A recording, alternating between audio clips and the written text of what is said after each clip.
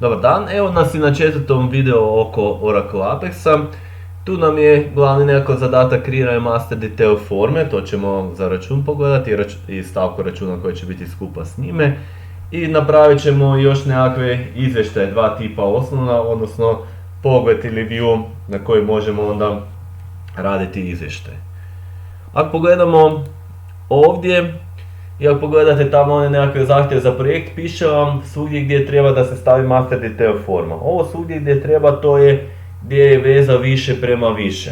Tako ovdje imamo na računu može biti više artikala, jedan artikl može biti više računa i zbog toga smo je stavili već i na era model stavku računa koje je između i koje nam govori u kojoj količini je koji element stavljen. Na svim tim slučajevima ide master detail forma. I još dodatno, onaj uvjet koji vam piše da svaka forma mora imati, svaka tablica mora imati svoju formu. Ako je stavka računa na master detailu, onda ne mora biti posebno, jer nema smisla. Nitko neće unositi stavku računa posebno, nek će unositi skupa s računom, jer se stavka računa odnosi direktno na račun. Dakle, radimo sad prvo ovaj dio oko računa. Tu imamo više nekakvih vanjskih ključeva na poslovnog partnera i na zaposlenika na računu, a imamo i na stavci računa dva ova vanjska ključa na račun i na artikl. Pa ćemo prvo ove dinamičke liste vrijednosti vezane uz račun i artikl napraviti, jer ove smo oko poslovnog partnera i zaposlenika prošli put napraviti, tako da nam onda bude spremno da u jednom mahu možemo u potpunosti srediti ovu formu za unos računa i stavke računa koji će biti master detail, jedna forma za nekakve dvije tablice u bazi. Idem na Oracle Application Express, na Builder, na ovu našu aplikaciju, to je R1 račun, Share Components, List of Values, idemo na Create. Stavit ćemo From Scratch, Next, naziv lista artikala, Next, iz koje tablice, iz tablice artikl, Next, i nekakvi glavni elementi će nam biti ID artikla i nekakav naziv, to nam već i nudi pa možemo samo staviti Create. I osim artikla treba nam i lista računa.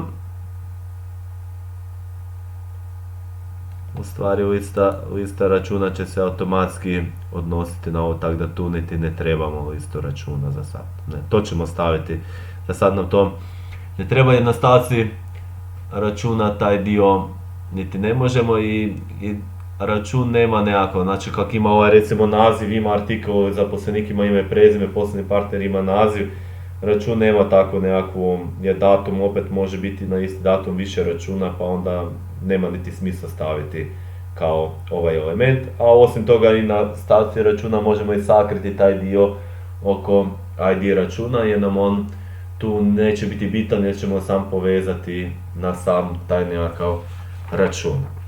Dobro, pa idemo onda zapravo na aplikaciju i kreirati tu formu. Create page, kliknemo master detail.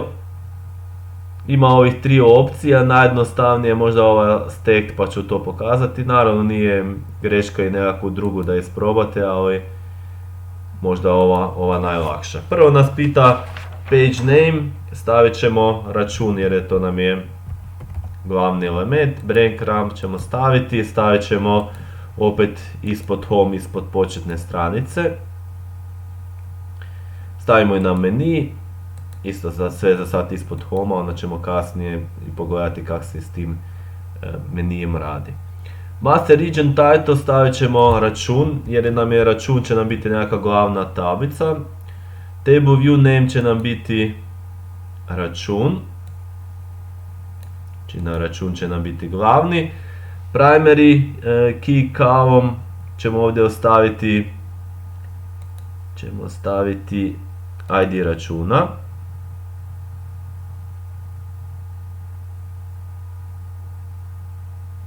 I idemo na Next.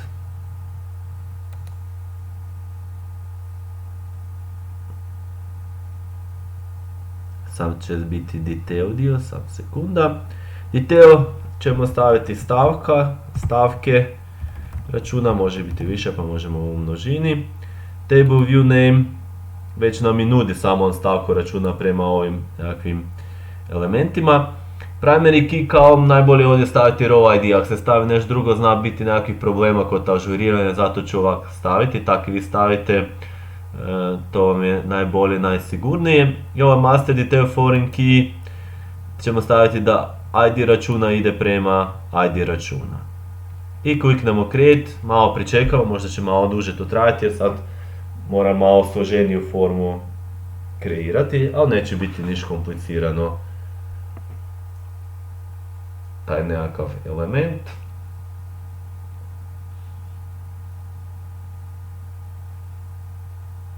Ja, samo pričekamo. Nakon toga ćemo onda srediti forme kad se kreira. Znači sredit ćemo tako da ove vanjske ključeve, to je onaj uvijek gdje imamo vanjske ključeve da stavimo lookup, to je ova liste vrijednosti koje imamo sad sve pripremljene. To i ono ID da stavimo da nije hidden nego da se u njega može nešto unositi. To bi bili glavni nekakvi elementi i da prevedemo forme na hrvatski, da stavimo malo ono u zaglavlja i na gumbove elemente da budu u skladu s hrvatskim jezikom. Evo možemo prvo pokrenuti i vidjeti kako to izgleda. Evo tu je nekakav račun. Jedan račun imamo od prije složeni, već smo ono koje smo unosili kroz samu bazu podatka u same tablice. Tu je, možemo čak malo smanjiti da se vidi cijeli. Zato spjeća ID poslan ID zaposlenika, količina i ID artikla. Sad sredimo malo ove elemente, prevedemo i stavimo ove liste vrijednosti na ove elemente koje imamo ID poslan partner, ID zaposlenika i ID artikla. Idemo na edit page. Save dio, label promijenimo u spremi. Kod računa kolone ID računa ćemo prikazati, dakle da bude vidljiv, to je number field i stavimo ID računa. Datum dospijeća stavimo ovo s malim i stavimo č neko. ID poslovnog partnera samo stavimo poslovni partner. I to ćemo sad promijeniti onaj pop-up list of values i stavit ćemo tip share component i list of values lista poslovnih partnera. ID zaposlenika stavimo heading zaposlenik. Isto ćemo promijeniti pop-up list of values. Share component, dobro se ovdje spustimo, pronađemo lista zaposlenika nam je ovdje. To je taj dio, spustimo se ovdje na stavku računa. Kod stavke računa, pošto smo povezali ovaj račun ID i račun ID, to možemo staviti, ovaj ID računa nam može biti dalje skriven. Za količinu stavimo samo č u ovo zaglavlje i ID artikla ćemo staviti artikel i promijenit ćemo opet ova lista vrijednosti, pop-up list of values. Tip ćemo staviti share component i ovdje lista artikala. Save stavimo da spremimo. Još mogu dole nema nekakvih batona i ovdje možemo save and run. I sad to uglavnom ovak nekak izgleda kak bi trebalo biti. Možemo probati dodati novi račun, recimo ID računa 2, nekakav datum, tu nam nudi kalendar, recimo tu sad današnji datum je, jedno od ovih poslovnih partnera odaberem, jednog od zaposlenika i recimo dva nekakva elementa, šećer recimo 2 komada i 4 komada kruha i recimo možemo 5 komada mlijeka. I spremi sad radi to normalno i imamo taj račun. Sad je ovaj prvi, a kad označim znači koji označim, tu mi onda njegove stavke prikazujem na kojem su kojim računom.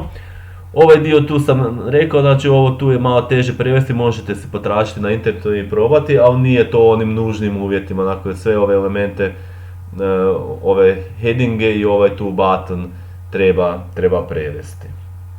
E sad, što se tiče nekakvog pogleda, nekakvog izvještaja, isto ćemo staviti recimo da se prikazuju stavke za račun, jer to nam je onak stavke računa, to nam je onak malo najkompliciranije. Pa zapravo da se to lakše napravi taj izvještaj, prvo je najbolje napraviti nekakav view ili pogled. Pa ćemo se vratiti ovdje na home. Viewovi ili pogledi su nam pod SQL Workshop, pa idemo na SQL Workshop.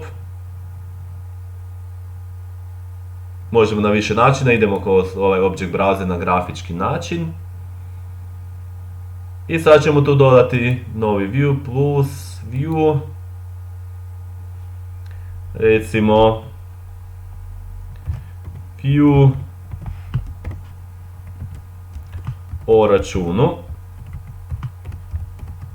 Znači view ili pogled nam je, to isto znate iz baze podatka, nekakva skrivena ili nekakav možemo reći kvazi tablica koja je zapravo nekakav select upit nad tim elementima, nad tim elementima iz nekakve više tablica, da se može lakše dohvatiti taj element bez da se stvarno stvara isti nekakav upit.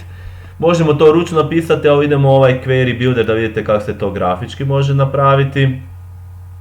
Tu nam se otvori nekakva forma. Stavljamo prvo tablice koje želimo povezati, recimo stavimo artikel, stavimo račun i stavimo stavke računa. Evo imamo povećao, onda to možemo premjestiti kako nam odgovara. Spojimo taj dio, znači kliknemo ovdje kod ID računa i ovdje kod ID računa da se spoji. Isto ovdje kliknem kod ID artikla, ovdje kod ID artikla da se spoji po ID artikla. I onda ovdje kućice sam stavim one koje želim da mi budu na pogled, one koje su mi najbitnije kolone, pa recimo stavit ću naziv, vrsta artikla, jedinica cijene, količina i datum dospijeća recimo da nam treba. Ovdje se onda mogu promijeniti redoslijed koje želimo imati, prvo, koje drugo, koje treće, ostavit ćemo sad kak je. I stavim return, to je ovaj tu upit kreiran, kojeg možemo naravno i ručno napraviti. Idemo na next i create view. Znači svi izvještaje, ono što vam piše, mislim da piše barem 3 izvještaja napraviti, svi izvještaje se odnose na to da imamo više nekakvih elemenata, znači nekakvih podatka iz više tablica. Znači nemojte izvještaj raditi iz jedne tablice, nego ih morate iz više, i to je najjednostavnije tako da se napravi ovaj pogled ili view. Glavne dva izvještaja su interaktivni izvještaj, klasični izvještaj u ovom Oracle Apexu. Mi ćemo i jedan i drugi nekakav primjer napraviti pomoću istog ovog računa viewa, nećemo sad novi. Ne. Inače view, ono kada tu pogledate imate elemente i može se s njim praktički raditi slično kao iz ostalih tablica, znači može se tu vidjeti nekakvi elementi i tako dalje. Vraćamo se sad na aplikaciju, App Builder, na R1 račun, Create Page, da napravimo nekakvu formu za izvještaj. Idemo na Report i možemo prvo, znači ima više nekakvih različitih tu mogućnosti. Idemo prvo klasični, Classic Report, tako ćemo staviti naziv, klasični izvještaj o računima. Breadcrumb stavimo parent entry na home, klasični izvještaj next. New navigation menu entry isto na home, pa next. Ovdje biramo table view name, dakle tu se može view odabrati, to nam je najlakše. Odaberemo taj view, znači view o računu smo ga nazvali i stavimo create. Znači može se i kreirati izvještaj i onda ručno stavljati nešto, ali ovako je najbolje. View napravite, view provjerite, dakle da kliknete data vam sve radi i ispisali nekakve elemente i onda samo iz njega zgenerirate izvještaj. Naravno ova 3 izvještaja koje morate napraviti u vašoj aplikaciji mora biti na drugim nekakvim, na druge nekakve stvari. Ovdje zbog jednostavno sad ne kreiramo još jedan nekakav pogled, ali nekakve te stavke računa su nam najjednostavnije. Evo još malo čekamo da se to pokrene.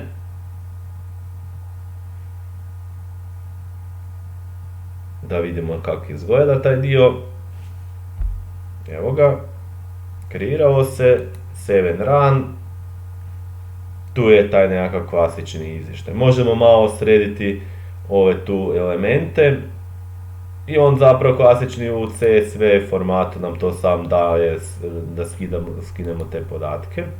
Ovaj interaktivni ima više mogućnosti downloada, to ćemo vidjeti kasnije. Znači malo samo ovo sredimo, edit page. Evo, znači naziv samog izvještaja. Sad ne vidim gdje mi je taj klasični izvještaj.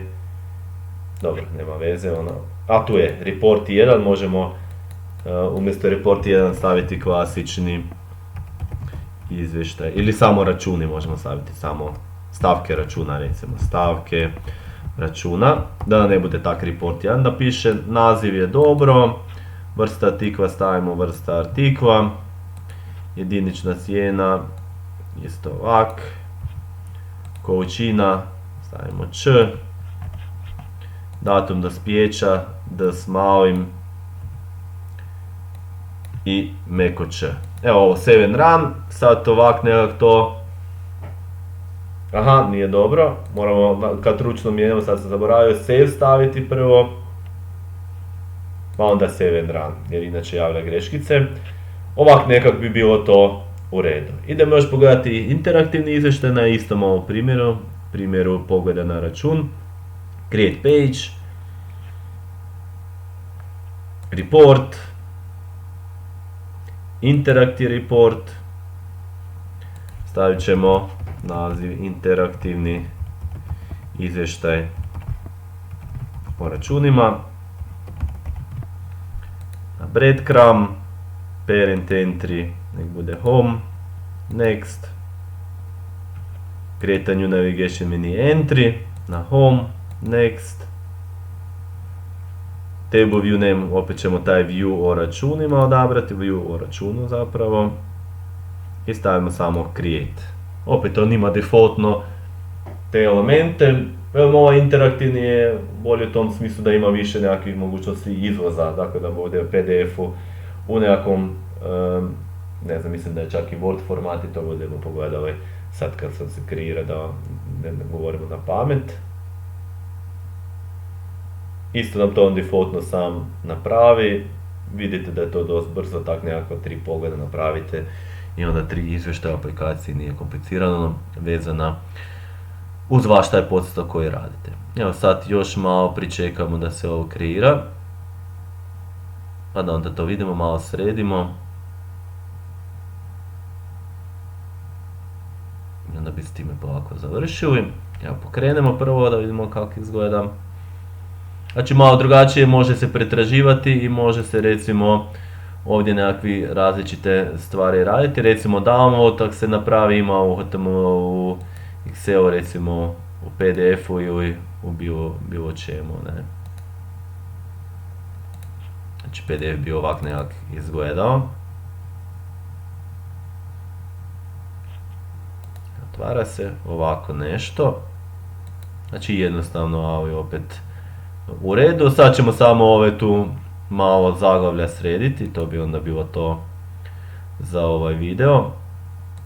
Znači kolone, naziv je dobro, vrsta artikla stavimo s malim, jedinična cijena, č i c, količina, isto stavimo č, datum dospijeća, d s malim i meko č, save i save and run. Evo ga, tu je taj element i to bi bilo to za ovaj 4. video i onda imamo još jedan nekakav završni video koji ću vam još nekakve elemente objasniti. Lijep pozdrav!